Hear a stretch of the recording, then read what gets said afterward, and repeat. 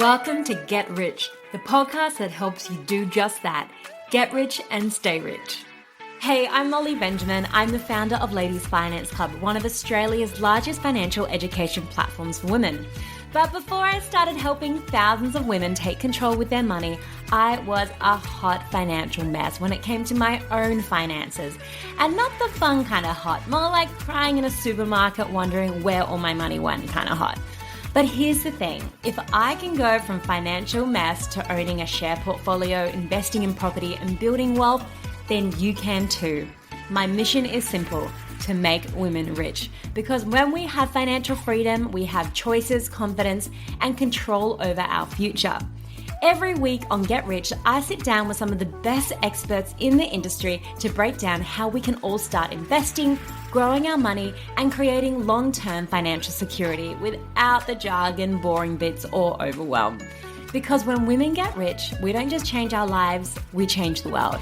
So if you're ready to start making some smart money moves, hit that subscribe button and let's get rich together.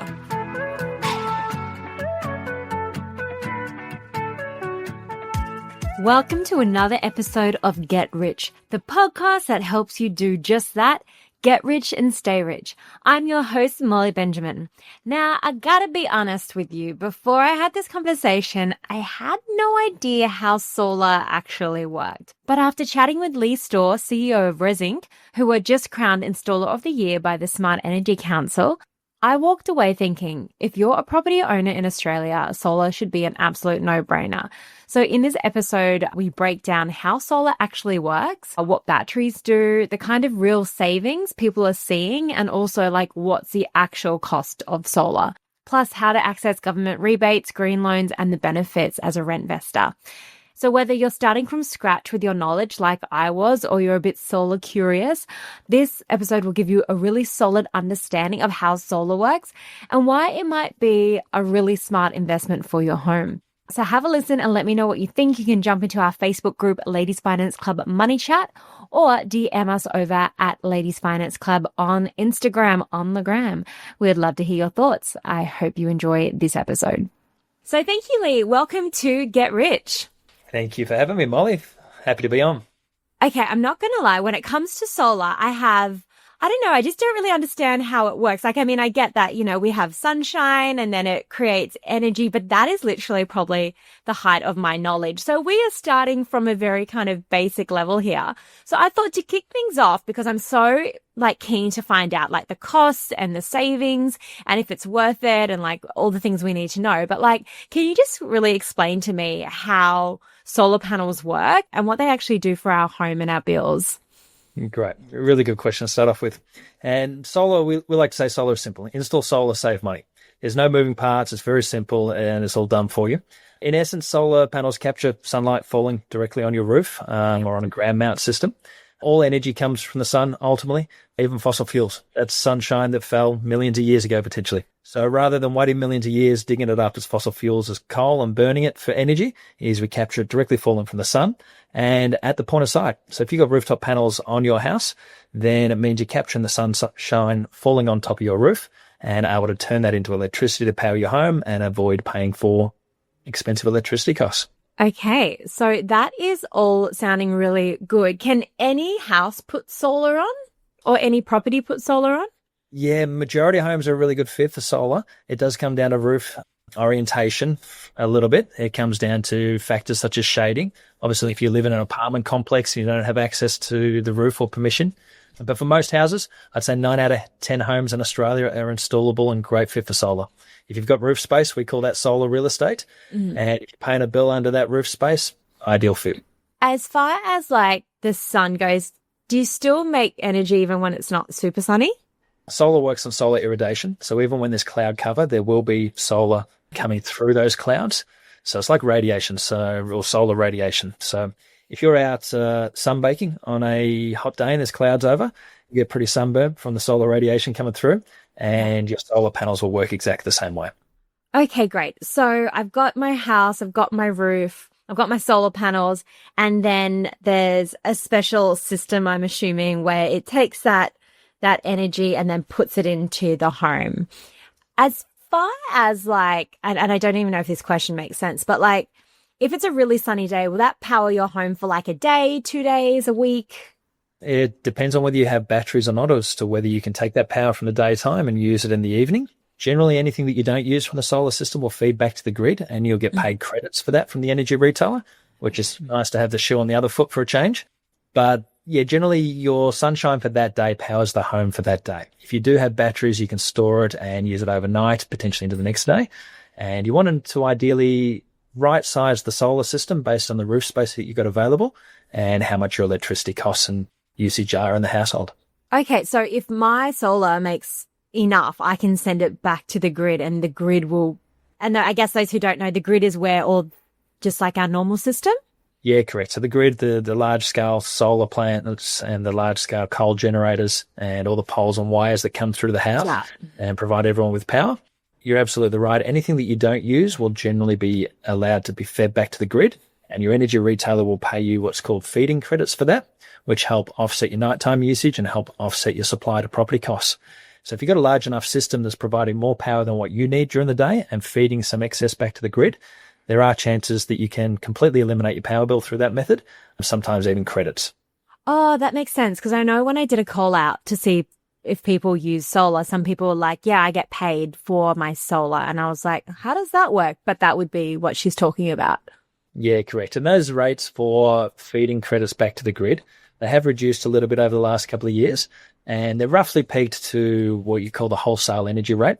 So if you're with Origin or AGL and they're buying your electricity from your house and selling it to your neighbours effectively, instead of paying for wholesale electricity from the power generation, they get to buy that from your property locally and convenient to your neighbours. So a well-designed solar system won't only provide for your own needs, potentially some of the neighbours around you as well. Okay. Oh my gosh. I don't think we won't get too much into the technicals because I'm like, how does that even work? But let's maybe just take a jump over to the cost. So like, what does typically solar setup cost, like upfront cost in Australia in 2025? Yeah, very, very common question and a very difficult one to give an exact price without knowing the needs of a customer and their usage. So we see customers' bills anywhere from $1,200 a year to $12,000 a year in a residential home. To give a good indication, a well-designed solar system will give you about a 20% return on investment so far as savings. It's a fantastic investment for a household. We believe it's one of the best investments a household can make is installing solar on their roof and offsetting electricity costs. So far as an upfront cost, you're looking at anywhere for a high-quality system from $6,000 up to about $30,000 for a residential solar system, depending on how large it is and whether it's with or without batteries.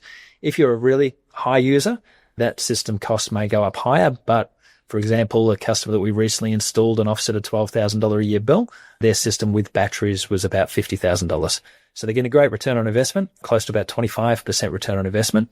And great thing about a solar return on investment, if you've got high quality products and service, then as long as the sun comes up the next day, you've got a pretty sure thing on a return on investment.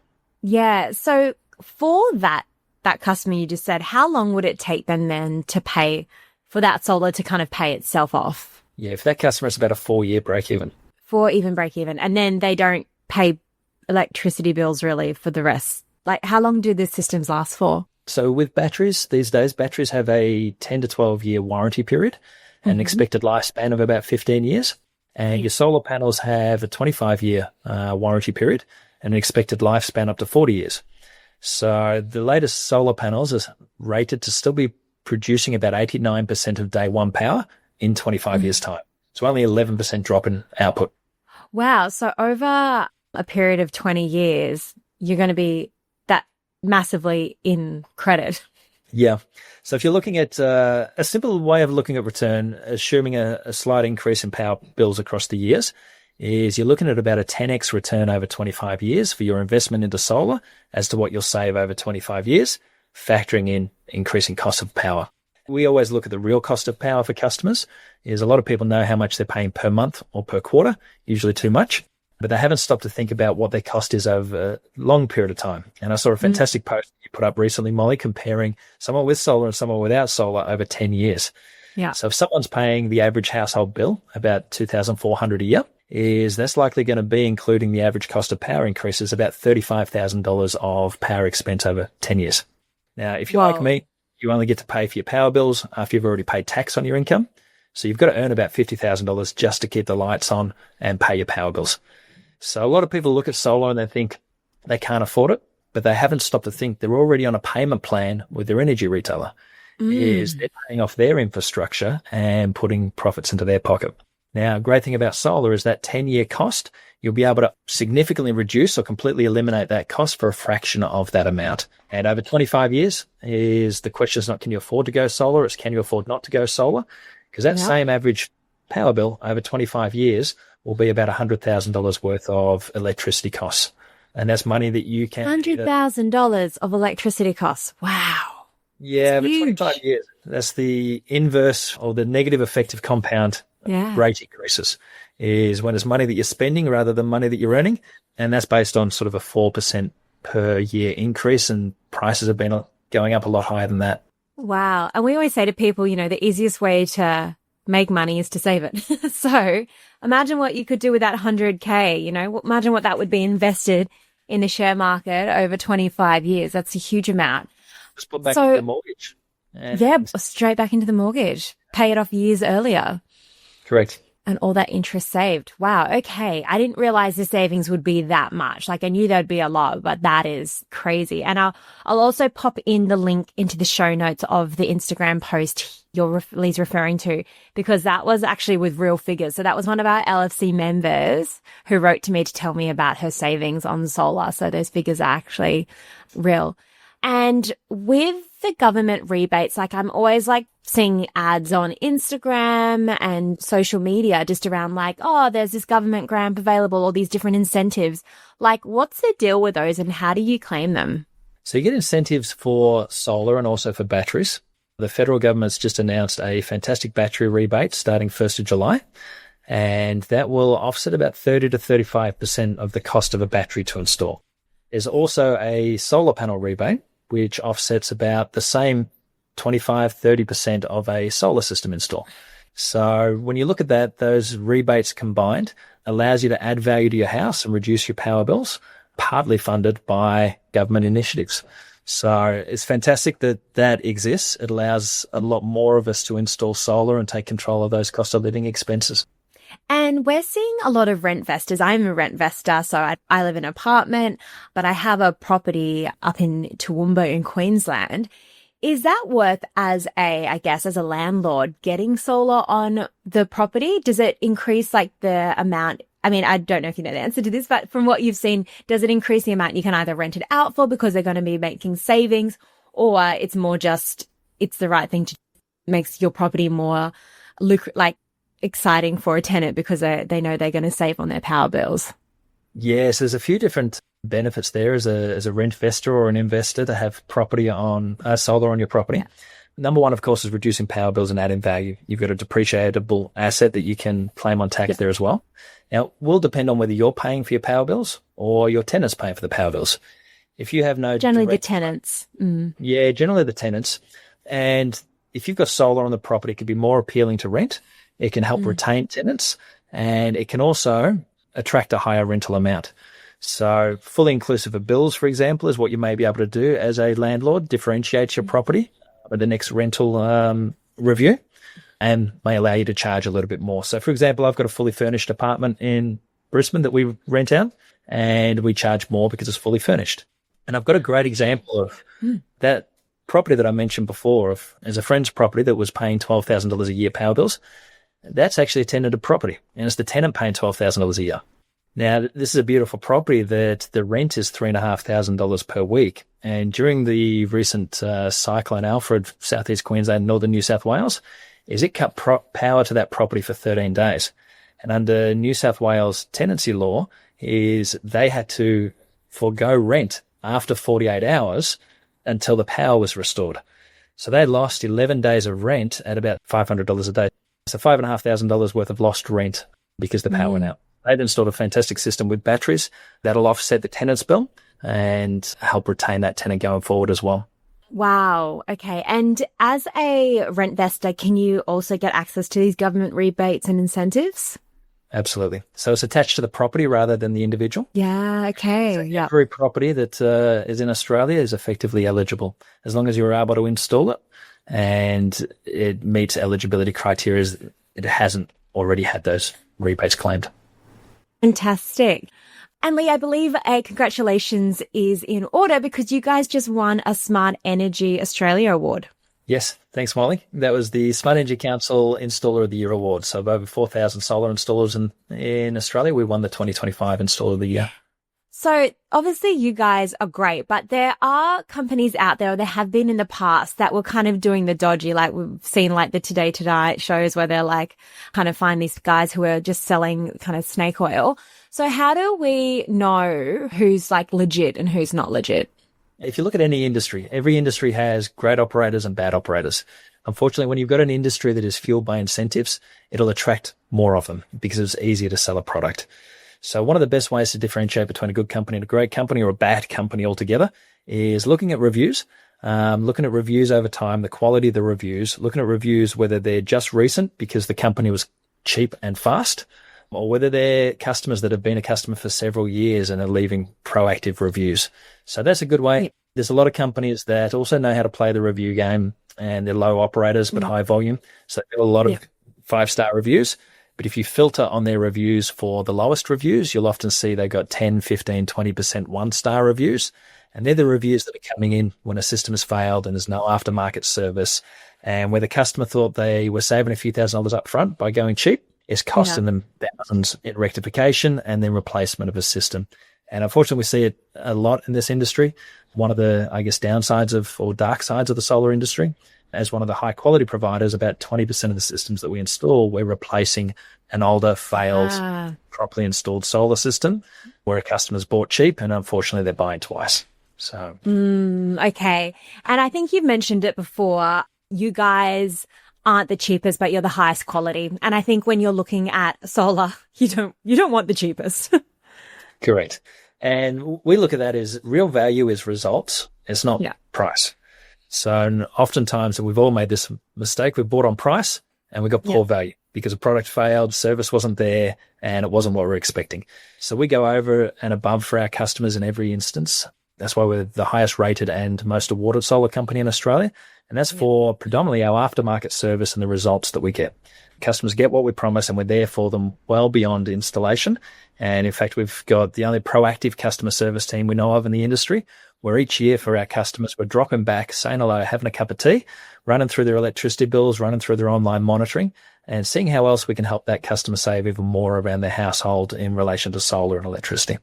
Okay, I've just got a couple more questions before we wrap. So as far as batteries go, how do batteries work? Do you just kind of like stick them in the house? Batteries will more often than not go in the garage or on an outside wall to the house. We wouldn't often put them inside the house where people are living. It's usually in the garage or outside. Sorry. Yep, that's all right. The way the battery will work is it will take excess solar that you're not using in the home during the day, and it will charge the batteries and sit there available for you to use in the household, either after the sun has gone down or maybe the sun's dropping down, everyone's come home from work and school, they've turned all the power on, they've put the washing in the washing machine, and your power demand in the house has exceeded what the solar is producing at the end of the day, the batteries will kick in and top that up. And I can even show you a great example shortly of how that works in practice and the customer using power both from their solar and from their batteries and how the solar charges the battery. Oh, yeah. You can show me now if you want. That sounds good. Excellent. I'll bring that up. And great thing about batteries, they've got two huge benefits.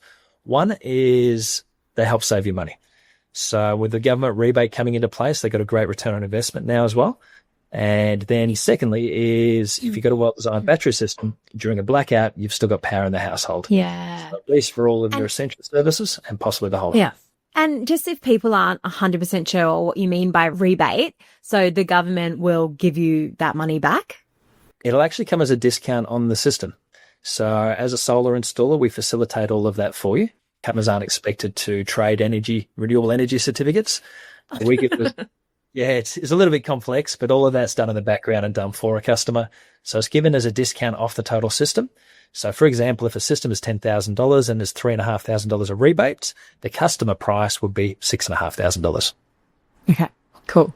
So when we're talking before about the savings, like if you're then charging a car and it's not costing you anything, then that's, again, another additional huge saving because you're not buying petrol, you're not worrying about, that element of it.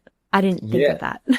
Absolutely correct. And in fact, my mother-in-law, she installed a solar system through us recently, and her credits, she's got what we call a dual fuel account. So gas and electricity come on the one bill, and her credits from her solar actually cover her gas account as well. Wow. So she's not only offset her electricity bill, she's offset her gas bill as well. Wow. Okay. I mean, this is exciting. So I guess as far as your thoughts on solar leasing or payment plans, if people don't have the upfront cash, but they want to install it, what are some options? There's fantastic green loans available now. So there's credit unions and main banks that provide green loans, and they're subsidized interest rates. And you're looking at between anywhere from 3.75 up to about 6.5% for a green loan. So oftentimes at or below mortgage rates. So it's to encourage adoption of renewable energies. Yeah. And you're looking at terms between 7 years to 15 years. And the magic in green loans is it allows you to install solar and potentially batteries. Mm-hmm. And the monthly repayment on the green loan is less than what you're paying in electricity.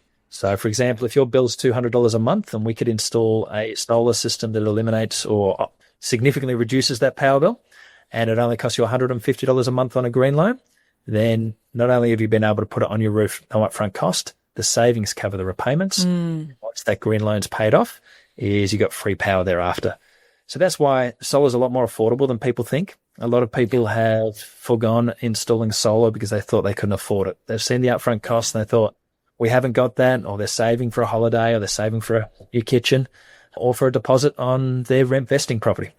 So it's one of those investments that's very few and far between where the expense to own the system is covered by the savings that is generated.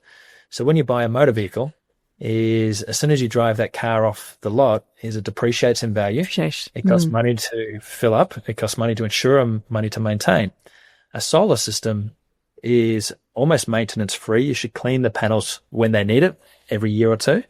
But a solar system there is going to save you money every year going forward. And each year the power prices go up, your savings actually go up with it because you're offsetting that electricity cost. So you've got an appreciating return on investment, which is fantastic in any investment asset.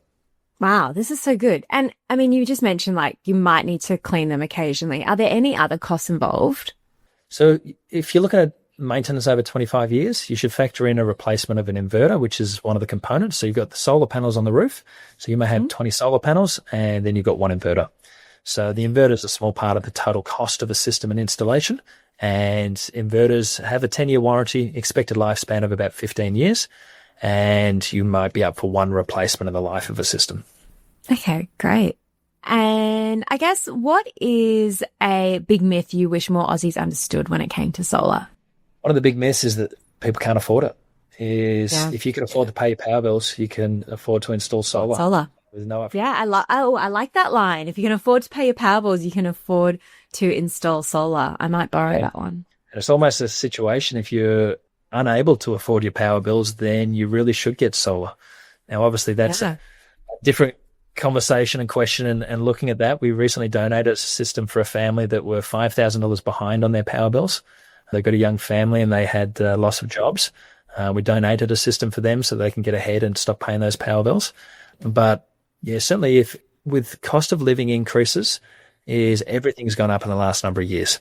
And your electricity bill is one of the only cost of living expenses that you can take control of. Is you have to pay your mortgage, you have to fuel your car, you have to eat food, but you don't have to pay for expensive electricity.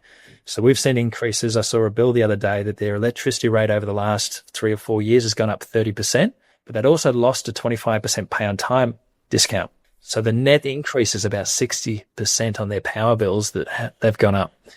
So it's a significant increase, and most of Australia have seen that. And what really irritates me and a lot of our team and customers is whilst our electricity bills have gone up at a record speed, is our energy retailers are making record profits. Yeah.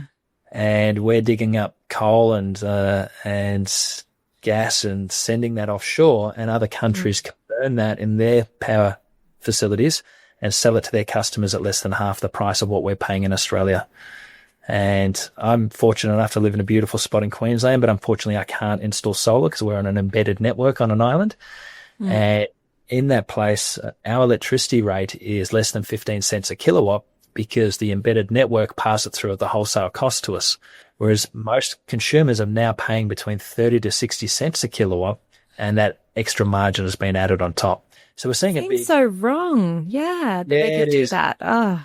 And we're just seeing people get to their wits' end of paying ever-increasing power bills and wanting to take control of that and to use as much of the power their solar generates, adding batteries as well. So we've now got 4 million homes in Australia installed with a solar system and another 300 to 500 homes a year following suit. And now in this battery rebate, we're expecting to see an uptake of about 1 million homes adding a battery over the next few years, as well as new homes being installed with solar and batteries. I'm converted. I mean, if I didn't live in an apartment, it's almost like a no-brainer. Yeah.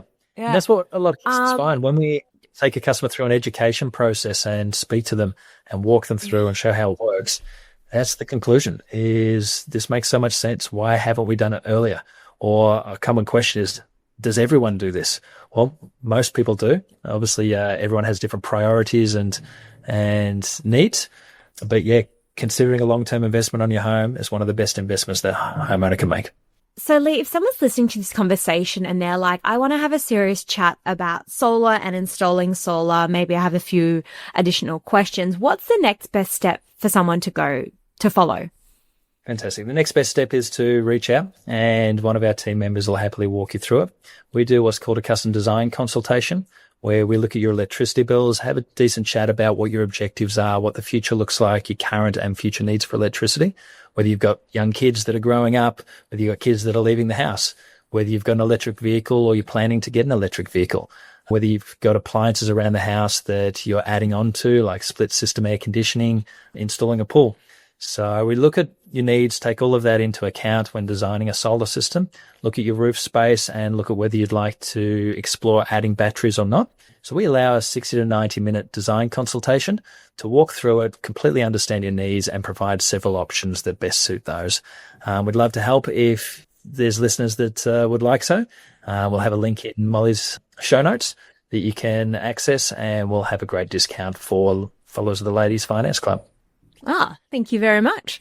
And just for those people who are obviously, they don't currently have solar, but they're thinking about it, what's like one or two energy hacks or tips you have that could help them save money right now on their bills? Excellent. So number one energy tip that everyone can take advantage of is shopping around your energy retail account. And that's as simple as comparing your current plan against other market plans. Yeah. And on average, our customers save about $400 a year by optimizing their energy retail plan. And that's without having to install anything or outlay a single dollar. And that's a huge difference. Then you're looking at optimizing around the home. And oftentimes, once we put monitoring on a solar system and on a house, we're able to observe and detect different loads that come on during the day for a household that the customer wasn't aware of or forgot about. Recently, we had a customer who put an extraction fan in their roof because they had some mildew for a period. They forgot about that fan. It's been going for the last 2 years. And that fan has been using 15 kilowatts a day. So at current electricity rates, that's about a $5 a day electricity cost. And it's been running for the last 2 years.